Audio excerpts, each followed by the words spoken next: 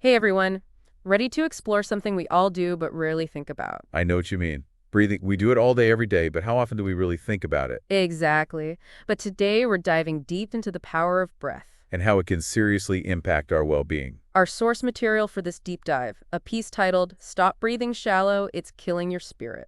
Yeah, it's a bit dramatic, Right? It definitely has a strong point of view. but the core message is powerful. We're only scratching the surface of what breath can do for us. Okay, so mission for this deep dive. Unpack the science of breath. See how ancient traditions viewed it, and most importantly, Give you some practical takeaways to enhance your life. love it. So let's start with the basics. What's the big deal with deep breathing? Well, most people only use about a third of their lung capacity. Seriously. Seriously. Imagine running your car on fumes. It might sputter along, but it's not performing at its best. Okay, that's a good analogy. Shallow breathing's kind of like that for our bodies. We're not getting the full benefit of oxygen, and our nervous system isn't functioning optimally. So by breathing deeply, we're essentially giving our bodies the fuel they need to thrive. Exactly. Deep diaphragmatic breathing increases oxygen intake, which benefits every cell in our body. It also helps regulate our heart rate variability, a key indicator of overall health and resilience. But does this really make a difference in how we feel? I mean, can changing how we breathe actually make us feel better? Absolutely. Feeling stressed, sluggish, mentally foggy, it could be linked to shallow breathing. Interesting. When we're stressed, our breath becomes shallow and rapid, activates our fight-or-flight response. Deep breathing helps counter this. It calms the nervous system and promotes relaxation. Deeper breaths equal a calmer, more focused you. I'm already on board. Good. Now, our source material take this concept of breath a step further. Yeah, it starts talking about breath as a life force. Right, a concept found in many traditions. Think prana in yoga, Thai in Taoism. Right, it uses those terms, prana, chi, even soul force. It can sound a bit, mythical at first. I get that, but think of it like this. Just as electricity powers your devices, these terms refer to the vital energy that flows through our bodies, animating our physical and mental functions. So we've been focusing on the physiological benefits of breath, but are we saying there's more to it than just oxygen? That's the question. Ancient practices like yoga and Taoism have explored for centuries. They see breath as a bridge between our physical and energetic selves. I see. The source dives into some pretty intriguing techniques. Kriya Yoga with chanting Om while breathing and directing breath through energy channels. Then there's Taoist microcosmic orbit meditation, embryonic breathing, even 6 healing sounds. Wow, it's a lot to unpack. Right. But while these practices might seem very different, they share a common thread. Exactly. They all use the breath to regulate the flow of energy within the body. So it's not just about breathing deeply, it's about using the breath intentionally to influence our energy. Okay, that's pretty fascinating. It is fascinating. But is there any scientific evidence to support these ancient ideas? And that's where it gets really exciting. While ancient traditions have known about the power of breath for millennia, modern research is now catching up, confirming many of these benefits. So it's not a case of either or, but a blend of ancient wisdom and modern science coming together. Exactly. Studies have shown that slow, deep breathing techniques like the 4-7-8 method can have a profound impact on our physiology. They can optimize heart rate variability, reduce stress hormones, and promote a state of deep relaxation. So we're not just talking about feeling a bit more relaxed, we're talking about actual measurable changes in our bodies. Precisely. And these changes have a ripple effect on our overall well-being, influencing everything from our sleep quality to our emotional resilience. Okay, I'm starting to see how powerful this can be, but the source goes even further, suggesting that breathwork can facilitate profound shifts in consciousness. And that's where we move from the realm of relaxation and stress management into the potential for deep personal transformation.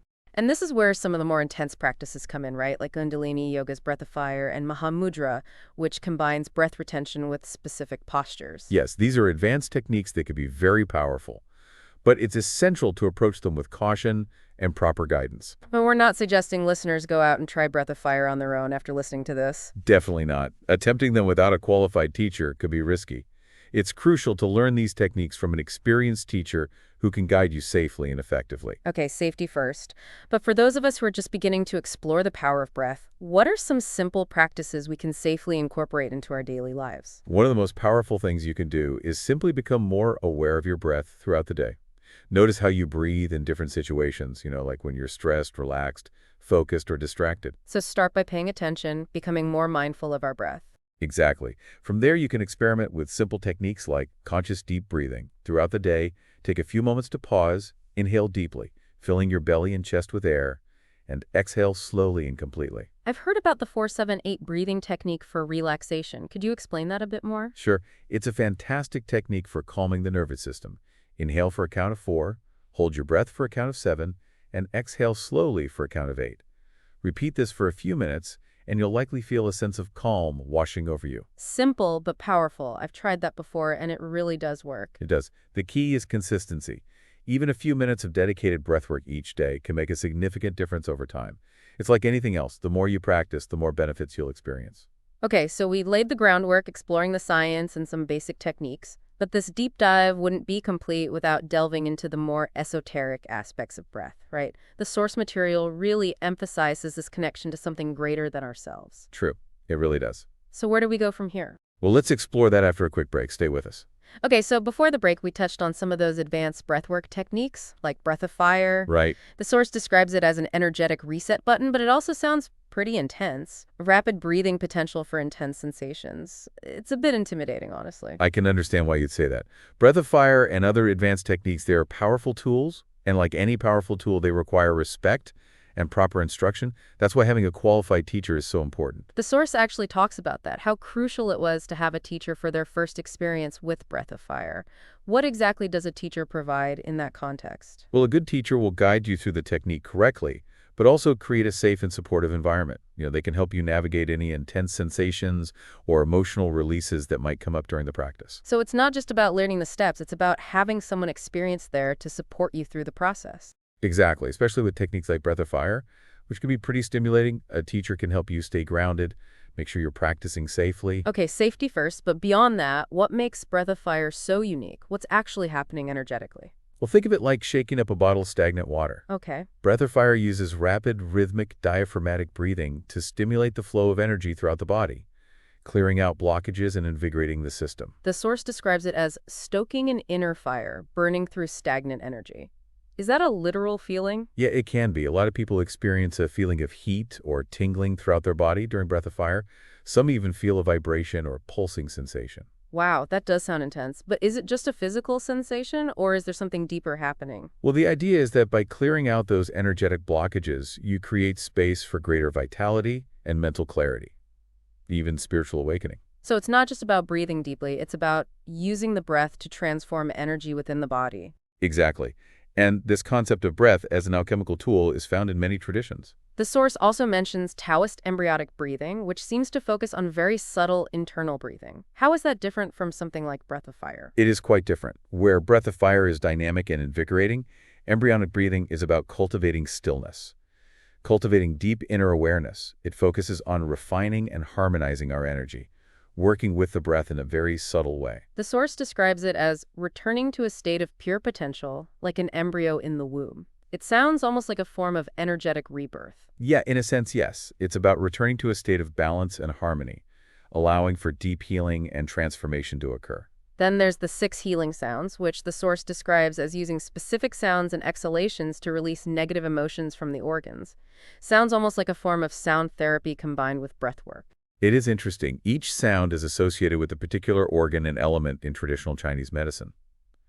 By vocalizing these sounds with focused exhalations, it's said to clear stagnant energy and promote emotional and physical healing. So we're using the breath not only to energize the body, but also to balance emotions and release what no longer serves us. It's like we're literally breathing out negativity. It's a great way to put it. And this idea of using breath to regulate our emotional state is incredibly relevant today, especially in today's world where stress and anxiety are so prevalent. Okay, and let's talk about Mahamudra. The source mentions it. It combines breath retention with physical postures. That sounds pretty advanced. It is a more advanced practice, yeah, but incredibly powerful. The combination of breath retention, postures, and focused attention creates a synergy, helps to direct the flow of energy through specific channels in the body. The source actually uses a great phrase to describe it. They say it's like sculpting your energy body. What does that even mean? Well, it's a vivid image, right? It captures the essence of Mahamudra. By working with the breath and body in this way, you're consciously shaping and refining your energetic field. So it's amazing to think that we have this ability to work with our energy so intentionally. But with all these different techniques, it can feel overwhelming. Where should someone just starting out on their breathwork journey even begin? The most important thing is to start by simply becoming aware of your breath. Notice how you breathe throughout the day. Is it shallow or deep? Smooth or erratic? Just becoming more mindful of your breath is a great first step. So start with awareness and observation. Exactly. Then you can experiment with some basic techniques. Deep diaphragmatic breathing is a great place to start. We talked about the 4-7-8 technique for relaxation earlier. Another simple yet powerful technique is box breathing. What's box breathing? Basically, it's a simple four-part breath. Inhale for a count of 4, hold for 4, exhale for 4, and hold for 4. Repeat this for even just a few minutes. It can bring about a sense of calm and focus. These practices sound pretty easy, but I know from experience it can be hard to make them a habit. Any tips for staying consistent? We'll start small. Even 5 minutes of conscious breathing each day can make a difference. You can also try incorporating breath work into your existing routine. Do a few deep breaths before meals, or while you're waiting in line, or before you go to bed. Those are great suggestions. It's about finding ways to weave conscious breathing into the fabric of our lives rather than trying to add another thing to a to-do list. Exactly. And remember, breathwork is a journey, not a destination. There's always more to explore and discover. Just be patient with yourself and enjoy the process. This has been such an eye-opening exploration. We've covered the basics, explored some ancient practices, and even touched on the transformative potential of breathwork. But I think there's one more piece of the puzzle we need to address: the spiritual dimension of breath. The source material definitely emphasizes this aspect. Right, it does. So how do we get into that? Well, let's explore that after a quick break. Stay with us. Okay, so before the break, we were talking about breathwork as a gateway to spiritual exploration. It is fascinating how something so simple can have such profound implications, for our physical, mental, and spiritual well-being. It really makes you wonder what else is possible when we tap into the power of breath. Where can this journey take us? That's the beauty of it, right? There's just so much to discover. If you're intrigued by what we've explored so far and want to go deeper, there are many paths you could explore. Okay, so what are some of those paths? What's the next step for someone who wants to take their breathwork practice to the next level? Well, if you're looking for a more structured approach, there are various schools of breathwork, each with its own unique focus and techniques. For example, holotropic breathwork utilizes rapid breathing techniques to access altered states of consciousness. Yeah, I've heard of that one. It's supposed to be pretty intense. Yeah, it can be, but it can also be incredibly therapeutic. Help people process trauma, release emotional blockages, and connect with deeper layers of themselves. There's also rebirthing breathwork, which focuses on connected breathing to achieve similar results. Right, rebirthing breathwork emphasizes the importance of continuous, connected breathing to release tension and access a state of deep relaxation and emotional release. And then for those who are drawn to the yogic tradition, there's pranayama, which is the practice of breath control. Yes, pranayama. It's a vast and intricate system with a wide range of techniques for cultivating energy, focus, and relaxation.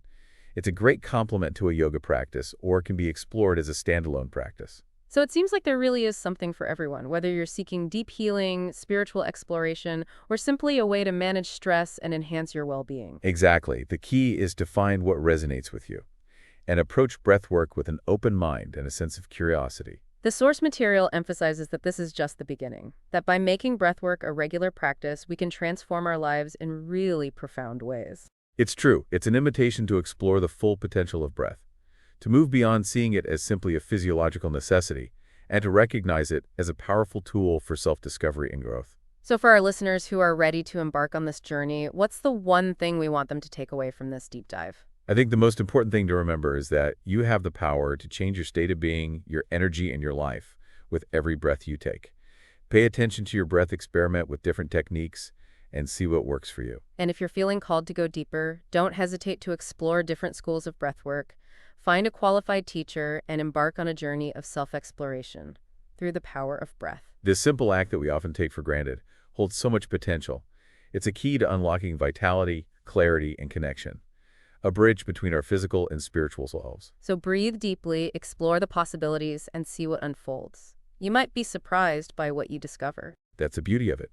Each breath is a new beginning, a chance to connect with the present moment and tap into the infinite possibilities within. Thank you so much for joining us on this fascinating deep dive into the power of breath.